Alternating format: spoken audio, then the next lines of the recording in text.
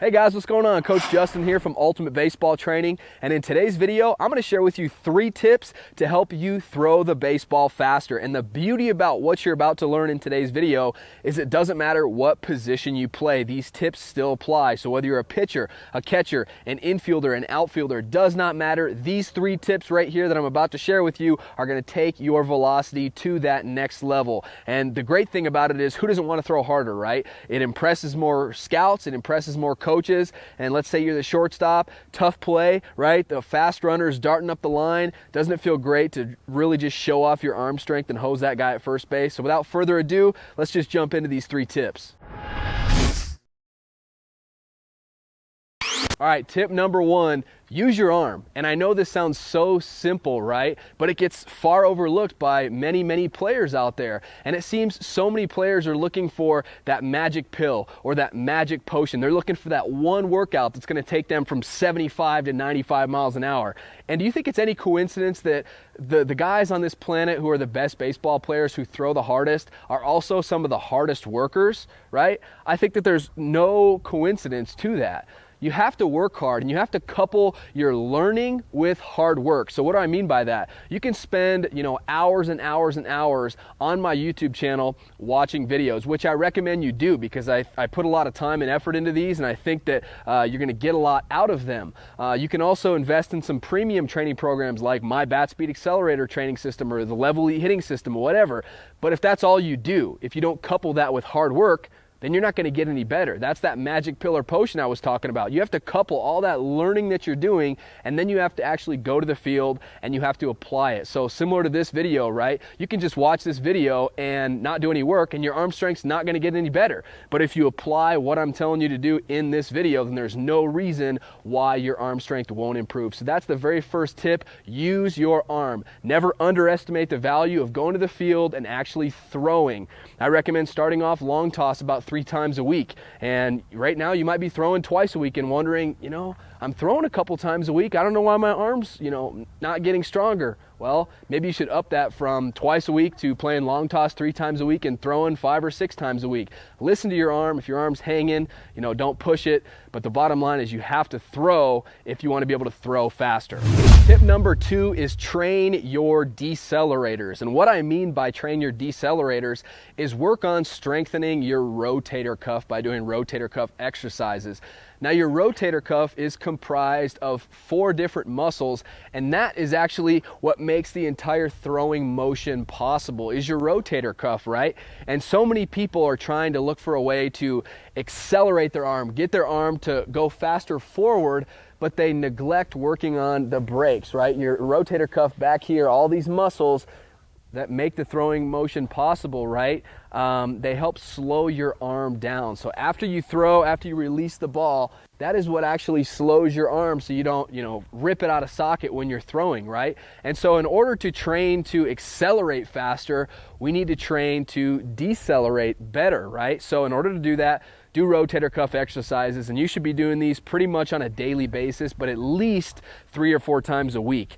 And I've done videos on rotator cuff exercises in the past, so you can go watch those. I recommend you do. But there's lots of things you can do, right? You can do rotator cuff exercises with no weight. So you can do this at home in front of a mirror, whatever. You can do things like the YWTLs, right? And the empty can exercises. You can do those with weights, with little light dumbbells. Or if you don't have those, you can find some soup cans and use those. Be resourceful. And then I recommend doing a lot of work with J-bands or surgical tubing. So lots of internal and external rotation. But we really have to focus on our brakes, right? Because we're constantly throwing.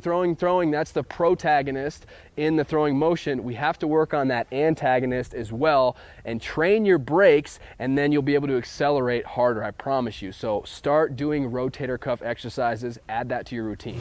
Tip number 3, all right, this is a biggie, lift weights. Lift weights. And a lot of players, especially at the younger levels, and parents out there are like, well, Coach Justin, I don't want my child lifting weights because what about You know, is it going to stunt their growth? And the short answer, no, it's absolutely not going to stunt your growth as long as you're lifting with proper form and you're not trying to absolutely lift more than you can handle. But as long as you have proper mechanics when you're lifting, when you're doing the exercises, you have some supervision if you're younger, and you're not trying to be a bodybuilder and lift way too much weight, then you're going to be fine. And the only way to stunt your growth is to severely damage your growth plates with weighted impact. So what would cause that? It would not be doing some dumbbell bench presses or some squats. That's not weighted impact that's going to have any sort of effect on your growth plates. What will is, let's say you have a 45-pound plate. So I'm holding a plate and I'm going to put it back or rack it, you know, on the bar, and I drop it. I drop the 45-pound plate and it lands on, you know, my shin or my ankle, something like that, and it shatters the bone. That's weighted impact. That's a severe injury. And yes, if you do that, if you're not careful, then that can cause your growth plates and your growth to get stunted, right? But if you're lifting weights with just progressive overload and you're careful with what you're doing and you focus on having quality form every single time you perform an exercise, then you're gonna be just fine. So I recommend every player at every age get in the weight room. There's next to nothing out there that's gonna have more of an impact on your throwing velocity than getting in the weight room.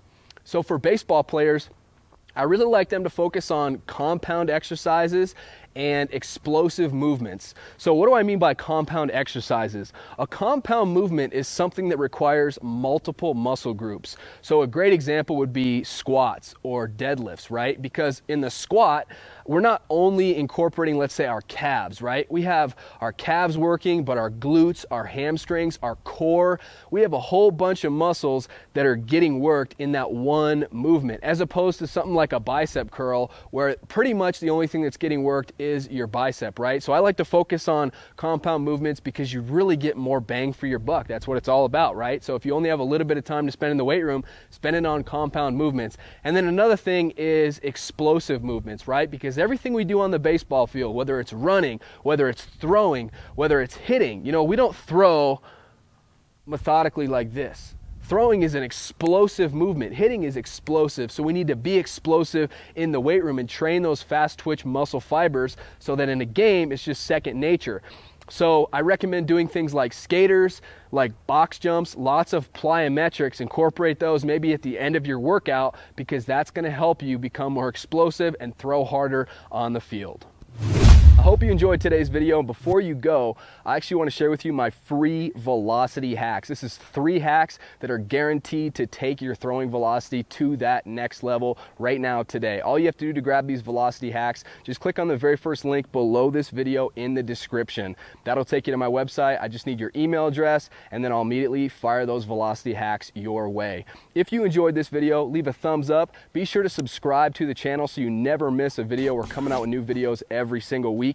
And also get in the comments section. Let me know what you'd like to see in future videos. As always, thank you so much for watching, and I'll see you next time.